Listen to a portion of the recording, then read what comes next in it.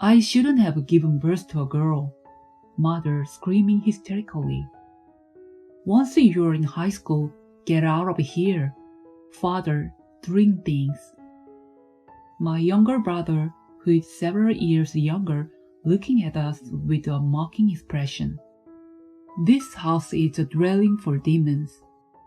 Even without any evidence, we must leave soon, for the sake of my beloved sister and my own life.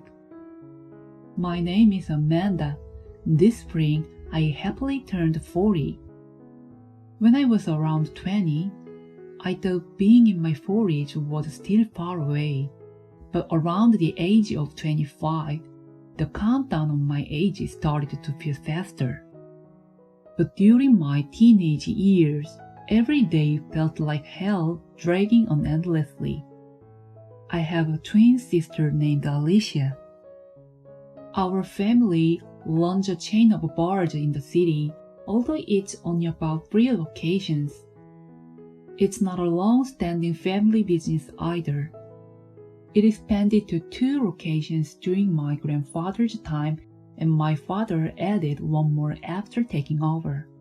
Outside of this area, the recognition of our bar's name is practically zero. It was a small, insignificant bar that could compete with major chain establishments. However, my father and mother both had a strong sense of being business owners, especially when it came to the succession issue. As twin sisters, we are subjected to thorough beauty care from an early age with the goal of becoming the future poster girls and CEOs. It would have been better if we were ugly, but unfortunately, both my parents had decent looks and we inherited that too. Under their strict educational policy, our eyebrows were neatly shaped from the time we could understand things, and once we got out of bed, our mother applied toner on us every day. Looking back now, I wonder if it was bad for our young skin to have those additives applied. On the top of that, by the time we turned 5, we had our own personal esthetician. It's unbelievable, I know. I haven't heard of anyone else having one, but it was a real thing for us. This story is something I could never share in front of my classmates because they would envy me.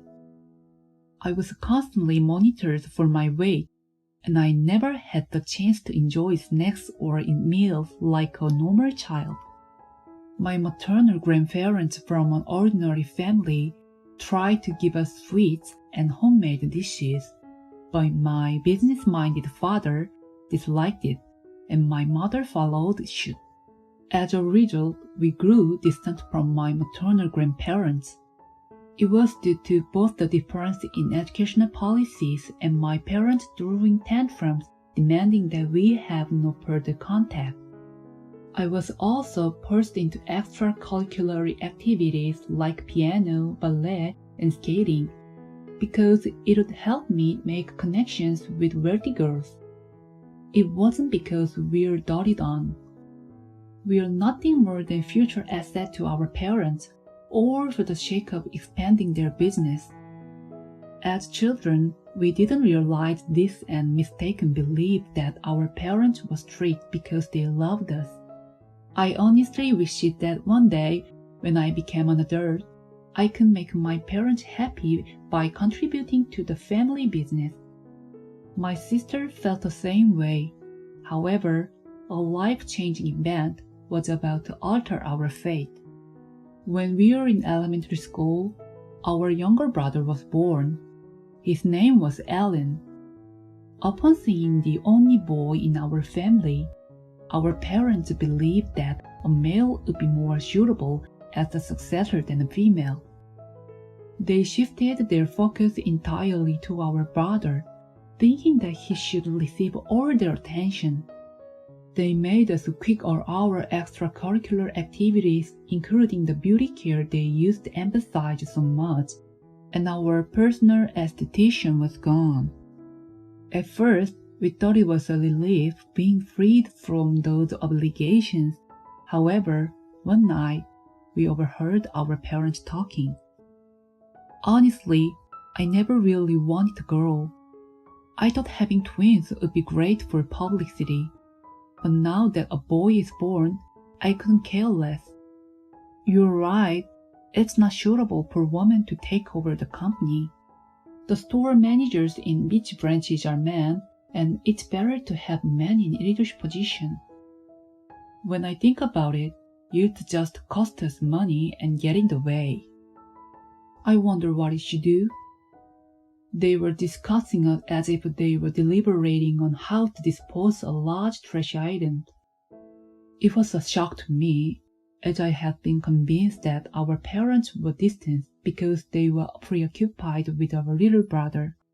Since then, gradually, our parents' attitude toward us began to change. First, we were forbidden from going out with friends on weekends. My mother explained it as to prevent any injuries, but in reality, we are already made to help at the main store on weekends. Essentially, they prohibited us from going out to use us as tools for the family. When my sister and I served meal to customers, they would say things like, "You adorable twins, you were such great helpers." Forced into such a position against our will, our parents would have us work at the store on weekends, making us do simple serving tasks and even sing and dance to popular songs. As little pretty girls, we gained some popularity, and it goes without saying that the number of customers at the store increased. However, no one noticed the sacrifice of our freedom behind the scenes. To prevent any negative impact on our punishment for misbehaving, we are told not to let our grades drop. On weekends, we are forced to study until less than night. We couldn't slack up even in practicing songs and dances for the store. Due to the schedule resembling that of an overworked employee in a black company, I was exhausted every day. Perhaps due to fatigue or stress, my adolescent body tended to gain weight even when I didn't eat much. As soon as our parents realized that we could be of use to them, they started nagging us about our appearance again. They demanded weight management and fed us nothing but vegetable, even though we were in our teenage years. While we weren't deprived of food, the menus they prepared were too healthy for our adolescent bodies, more suited for models.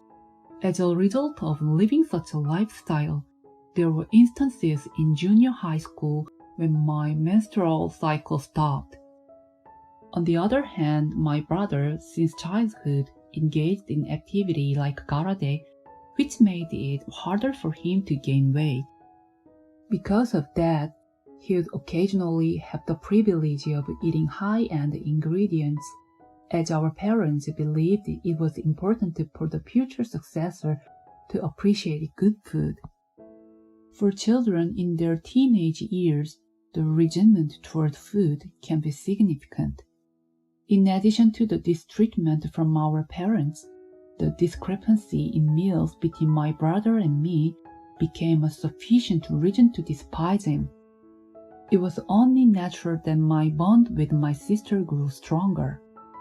Devoting our youth to the store and the house, we even began to harbor a strong resentment towards our parents. One day, we were summoned by our father and told that if the neighborhood found out that there was a fool in this house, it would be embarrassing, so we should attend a prestige high school with a high entrance exam score.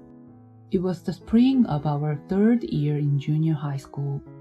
Even though I had struggled to barely meet the passing line so far, there was no way I could do that while helping at the store. I pleaded with my father to exempt me from helping at the store, but he didn't listen. He retorted that having the achievement of attending a famous high school while helping at the store would be a selling point. As third-year junior high school students, We had no means to resist. We were even threatened that they wouldn't allow us to attend a low-ranking high school. We desperately studied to meet their demand. In March, it finally arrived. My sister got accepted into the high school our parents desired while I didn't.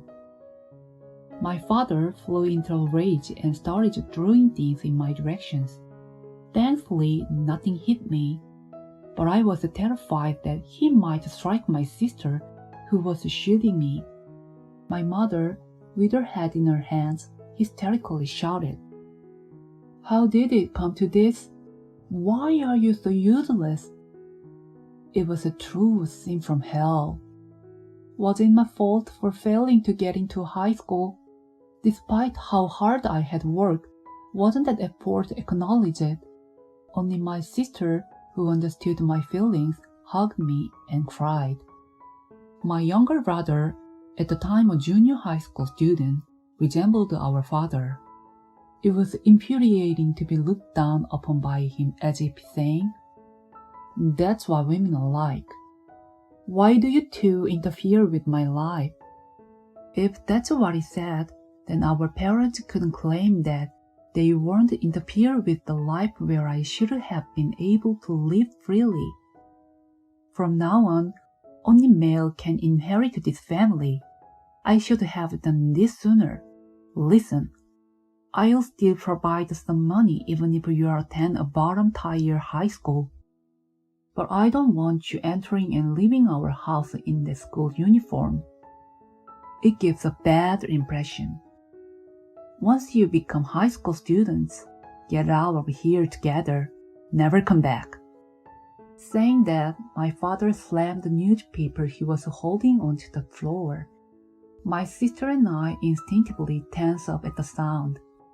When our eyes met, I saw tears in her eyes. This was no place for us. It wasn't just about high school. I knew we would face the same situation when it came to university entrance exams. So silently, we held each other's hands for the first time and stared defiantly at our parents. "Understood. You'll come crawling back for help soon enough, but I won't offer any," he said as he lovingly tousled my hair, but there was no way I would ever beg for his help. A few days later, on the night of a junior high school graduation ceremony, my sister and I left home together. For about 2 days, we slept in the park. However, I noticed a strange homeless person leering at us, and I realized that it was not sustainable for 2 kids to live life like this. There were no reliable adults to turn to, or so I thought. But in the moment, a certain person's face came to mind. My maternal grandparents. They had become distant from us because they scolded our parents for not raising us normally. Perhaps they would be willing to help us. However, I was wrong about that. Even though I explained our situation to the junior high school we graduated from, and even borrowed the teacher's phone to contact our grandparents, we received a rejection. "We are sorry, but we don't consider your mother our child anymore. We don't want any contact with you too." It seemed that my mother had been taking money from our grandparents without our knowledge. It was understandable that they didn't want anything to do with us. Just when I thought everything was hopeless, a lifeline appeared. "Would you like to come to my place?" our former teacher asked. We knew that if our parents were to file a missing person report, it would put our teacher in a difficult position due to us running away like troubled girls. But I also knew that our parents would never do such a thing to us. Moreover, there was no one else we could trust and rely on unconditionally. My sister and I bowed our heads and said, "Please, teacher." The teacher seemed to understand our tension, and with a hint of playfulness, She smiled and said, "All right, you are in my care now." And so, a new life began for my sister, me, and our former teacher, Anne.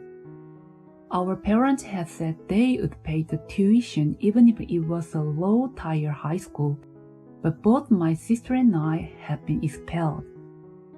If we had left home, social appearance and such didn't matter anymore. It seemed our parents intended to spend all the money on our younger brother. It was disheartening to realize that I couldn't go to school. Our teacher said to us, "You can work part-time. I can't cover everything for both of you. It'd be too much for me, but I can support you. I see, as high school students, we can work part-time." It was different from what it had known until now. When I realized that, it seemed my sister was thinking the same things. "We don't need money, but teacher, could you teach us? Teach us the subject." "Of course, but what about the money?" "We'll save money while working for 1 or 2 years. With that money, we're attending high school and we want you to teach us." "I'll pay for your tuition, my dear student." "No, that's not it. If we accept money from you, it'll feel like we've lost our parents. It might just be in our head, but we want to prove ourselves and overcome them on our own." The teacher fell silent and pondered our words for a while. It was understandable. Most kids enter high school at the age of 15, while we were trying to catch up 1 or 2 years late because of our parents. It must have been difficult for the teacher to determine whether it was the right determination or just stubbornness on the part of the children. However, the teacher understood and said to us, "A year later, my sister and I worked multiple part-time jobs desperately and entered the night school on teacher's recommendation. It was affordable for tuition and we could continue working part-time. As a bonus, we rented a room next to the teacher's house. We are worried about the teacher's position if we continue living in the same room." Although our parents were people we never wanted to see again, we contacted them saying that we wanted to rent a house, and they agreed easily, saying, "Anything as long as you don't appear before us." In reality, we hardly lived in that room. We spent most of our time in the teacher's room. It was more like a temporary residence just in case. The teacher partially supported the rent for this room, but I declined the offer for the full amount because I felt guilty. The teacher supported us thoroughly from studies to personal life and became like a mother to us. Thanks to that, we graduated from high school without any issues and spent about 2 years studying for university entrance exam due to financial constraints. Eventually, we were able to attend a reasonably good university that we could never have gone to if we had stayed with our parents. I think it was all thanks to the teacher's academic support. Around this time, my sister and I had another goal besides graduating from university: finding employment. Going to university was more like acquiring the knowledge and qualifications necessary for that purpose. We are working part-time job every day, and it wasn't easy by any means, but we are filled with fighting spirit. 3 years after graduating from university, my sister and I finally fulfilled our long-cherished dream of opening a cafe and bar. During the day, we served coffee, sweets, pizza, sandwiches, and other items as a cafe. And at night, we provided alcohol in a stylish dining establishment.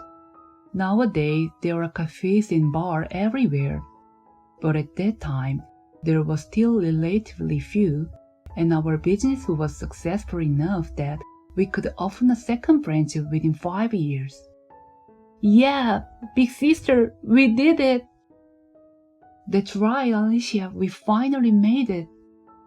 We had been putting everything into this second branch even before we opened our business.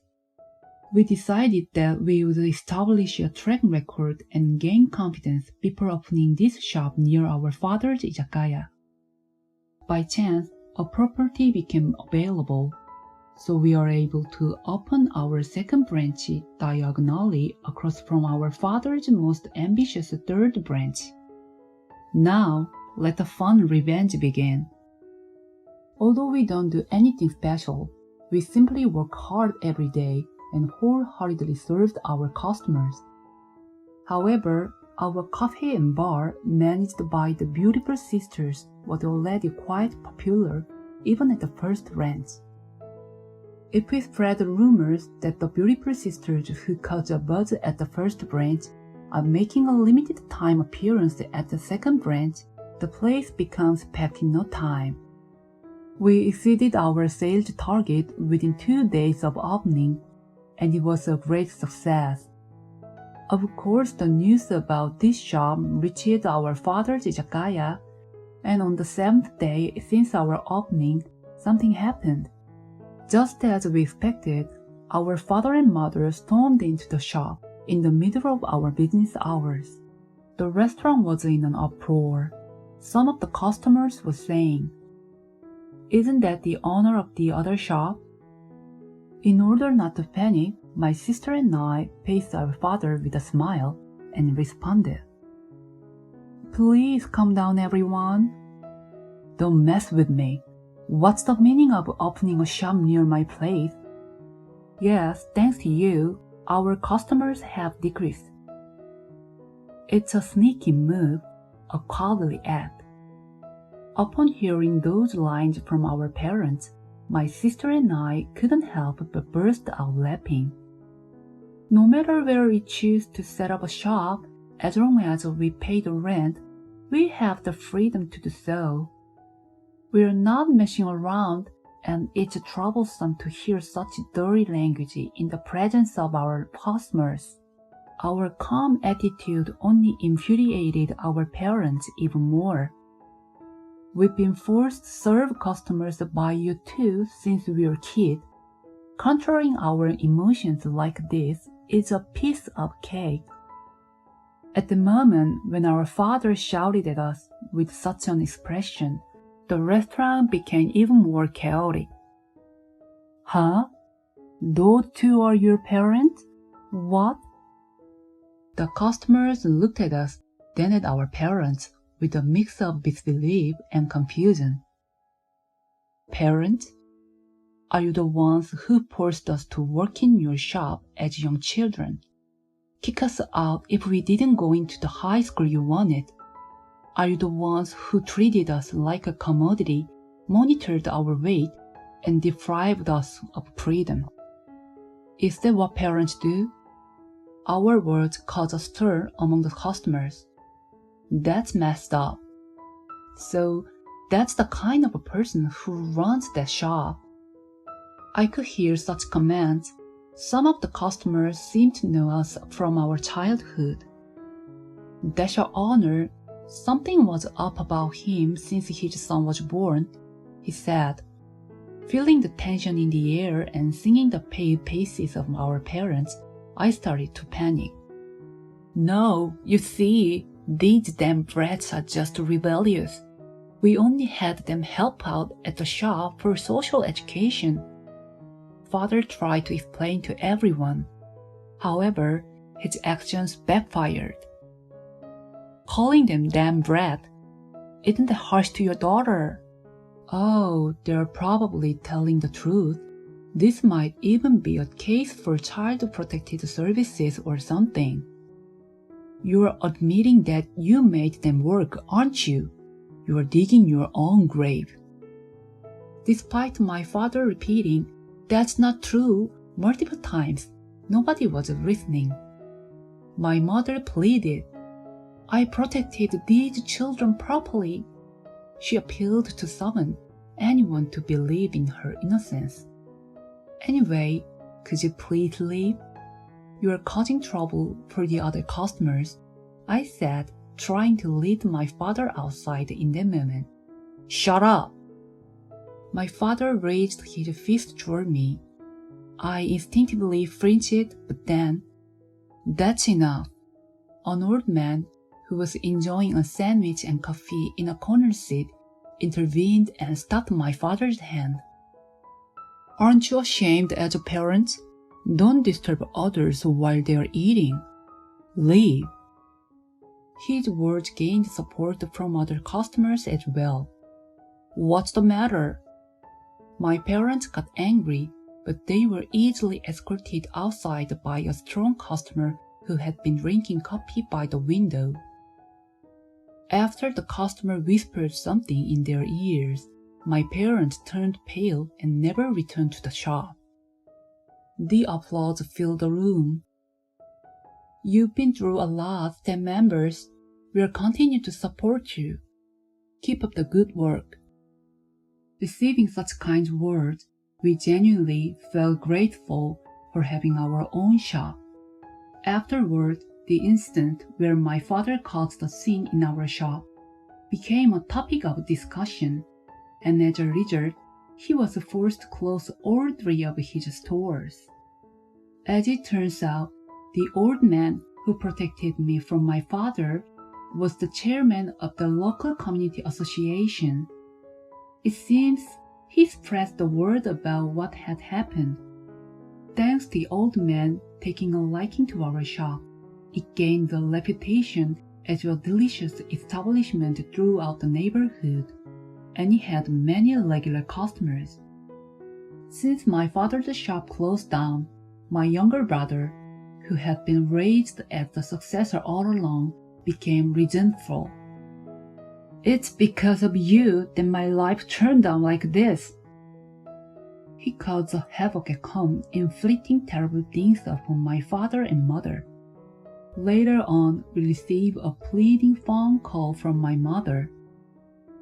Enlist, please hire only your brother in your shop.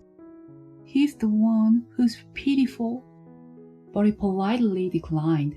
After all, our shop only hired people with beautiful hearts, and my brother, who resembles my father so much, didn't fit the bill. By the way, both my sister and I got married in our mid-30s. Of course, we continued running the shop. Twins were quite amazing, as we both ended up unknowingly falling in love with the same customer. This led to a complicated situation between us sisters, but before we could despair, it turned out that the customer was also a twins.